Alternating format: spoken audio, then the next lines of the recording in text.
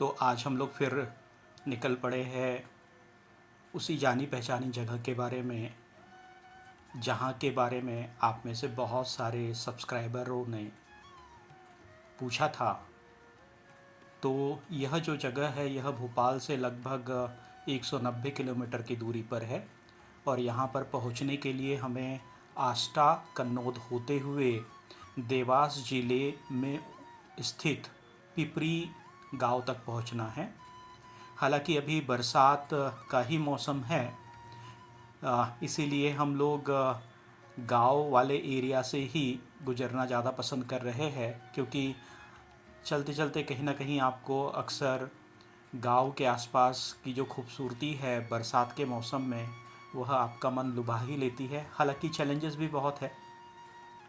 तो ऐसे ही एक गांव से हम लोग गुज़र रहे हैं और गुज़रते हुए अचानक हमें एक दिख गई दुकान, जहाँ पर पेट पूजा करना बहुत ज़रूरी मालूम हो रहा था। लेकिन इस एरिया में इतना तीखापन था कि मैं तो नहीं खा पाया और आज़ाद बाकायदा मिर्ची के साथ में चटकारे ले रहा था। और पेट पूजा के बाद में हम लोग धीरे धीरे फिर से पिपरी की तरफ बढ़ चले। पिपरी देवास ज़िले के अंतर्गत आता है और मां नर्मदा यानी धाराजी से करीब करीब 7 किलोमीटर उत्तर की तरफ स्थित है। और पिपरी अपने आप में बेहद मनमोहक गांव है। छोटा है किंतु नैसर्गिक सुंदरता से भरा हुआ है। करीब करीब 3-4 बजे तक हम लोग पिपरी पहुंच गए और पिपरी में जो है वह हरियाली, चारों तरफ हरियाली थी। और जैसे ही हम पहुँचे तो सबसे मुख्य आकर्षण का जो केंद्र है वह है प्रेम मूर्ति त्यागी बाबा।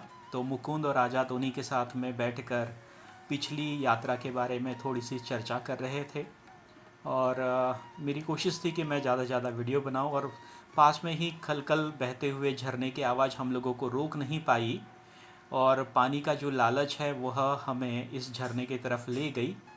और यहाँ पर फिर करीब करीब 1-1.5 घंटे हम इस झरने में नहाए और झरने के पानी का आनंद लेते रहे। और स्नान के बाद में अब शाम होते होते हम लोग पहुंच गए लव कुश जन्मस्थल सीता माता का मंदिर।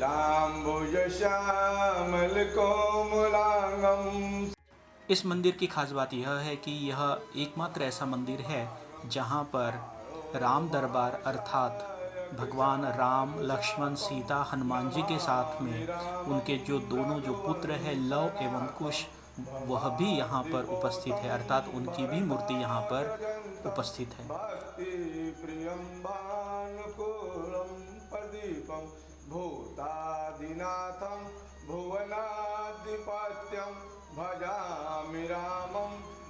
इस मनमोहक भजन के बाद में फिर बारी आती है भोजन की।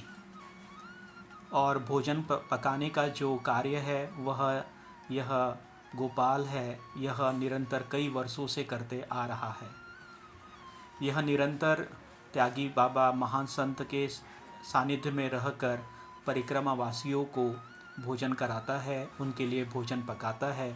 और यही सौभाग्य आज हम लोगों को भी प्राप्त हुआ कि त्यागी बाबा के हाथ से पका हुआ टिक्कड़, वह भी धूने पर पका हुआ टिक्कड़ खाने का सौभाग्य मिला। और इसमें हाथ बटाने के लिए आज़ाद ने भी भरपूर सहयोग किया।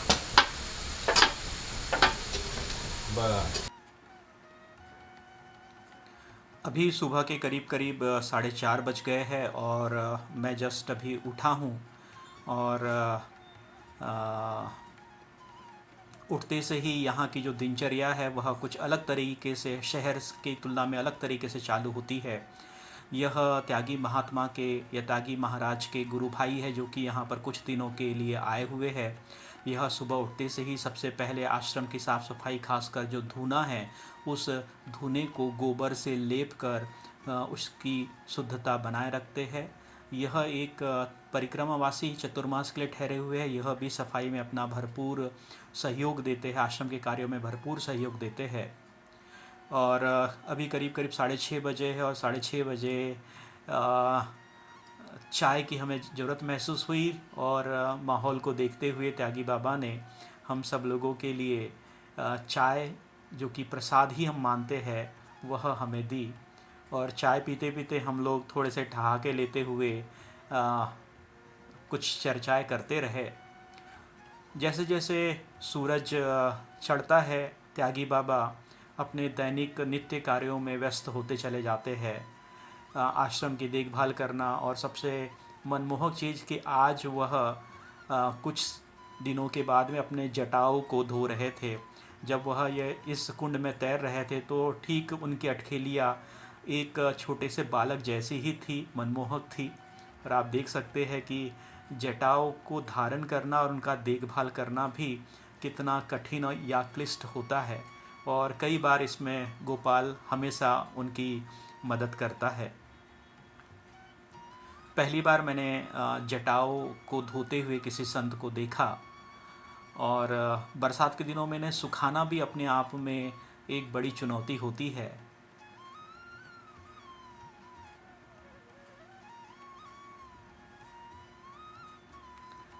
और स्नान के बाद में त्यागी बाबा अपनी जटाओं को सुखाते हैं। अपने आप में सुखाना थोड़ा सा कठिन होता है, लेकिन यह उनके दिनचर्या का एक हिस्सा है। और तार पे कपड़े तो हम आप सभी लोगों ने सूखते हुए देखे होंगे, लेकिन जटाओं को पहली बार मैंने भी तार पर इस तरीके से सूखते हुए देखा। मेरे लिए यह एक आश्चर्य था, किंतु इसे कैमरे में कैद करना मैं अपने आप मेरे लिए भाग्यशाली मैं मानता हूँ कि मैं इस मोमेंट को अपने कैमरे में कैप्चर कर पाया। और स्नान के बाद में चालू होता है दैनिक पूजन कर्म। हर शंकर रेवा शिव हरि शंकर रुद्र पालंति। हरि ओम जय जगदानंदी। देवी नारद शारद तुम वरदायक अभिनव पद चांडी हो मैया अभिनव पद चांडी।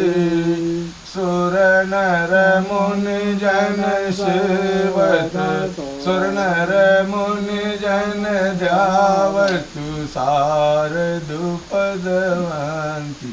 हरि ओम जय जगदानंदी। देवी धूम्रकवानन राजत वीणा वादंती हो मैया वीणा वादंती। झुमकत झुमकत झुमकत झननन झननन झननन रमती रजवंती। हरि ओम जय जगदानंदी। देवी बाजत ताल मृदंगा सुरमंडल रमती हो मैया सुरमंडल रमती हो रेवा सुरमंडल रमती। तोड़े तान तोड़े तान तोड़े तान तुरहड़ तुरहड़ तुरहड़ रमती सुरवंती। हरि ओम जय जगदानंदी। देवी बाजत देवी सकल भुवन पर आप विराजत निस दिन आनंद हो मैया निस दिन आनंद हो रेवा निस दिन आनंदी। गावत गंगा शंकर सेवत रेवा शंकर तुम भव में तंती। हरि ओम जय जगदानंदी। मैया जी को कांचन थाल विराजत अगर कपूर बाती हो मैया अगर कपूर बाती झिल मिल रूप। ये वाल्मीकि आश्रम है। वाल्मीकि ऋषि की पुरानी धरोहर है ये। तो जहीं रामायण लिखी उसके बाद में सीता जी आए, लव कुश को जन्म दिया जब नर्मदा मैया आई दाई बन के धारा जी से। उसके बाद में ये यहाँ लिखा है पढ़ा है, अश्वमेध यज्ञ का घोड़ा आया, लव कुश ने पकड़ लिया तो सभी हरा गए। राम जी भी आए। आज पूरा परिवार मंदिर में विराजमान है। यहाँ से 15 किलोमीटर पे सीता जी ने समाधि ली है।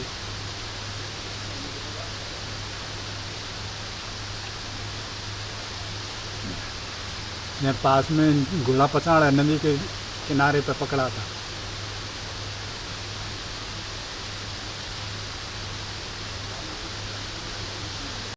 नर्मदे हर। इसी उम्मीद से कि यह वीडियो आपको पसंद आएगा, और यदि पसंद आता है तो यहाँ पर ज़रूर आइएगा। पिछले वीडियो में भी कई लोगों ने मुझसे यहाँ का जगह पूछा, किंतु मैं बिना संत की परमिशन के मैं इस जगह को रिवील नहीं करना चाह रहा था। इस बार मैंने उनसे परमिशन ली है, तो आप यहाँ पर इस जगह पर ज़रूर आइए। पर एक ही विनती है कि यहाँ पर सात्विक मन लेकर आइए। यह जगह अभी भी अछूती है, तो किसी भी प्रकार की जो सांसारिक या शहरी गंदगी होती है उसे हमें यहाँ पर नहीं करना है। बस इतनी सी मेरी आपसे एक विशेष प्रार्थना है। नर्मदे हर।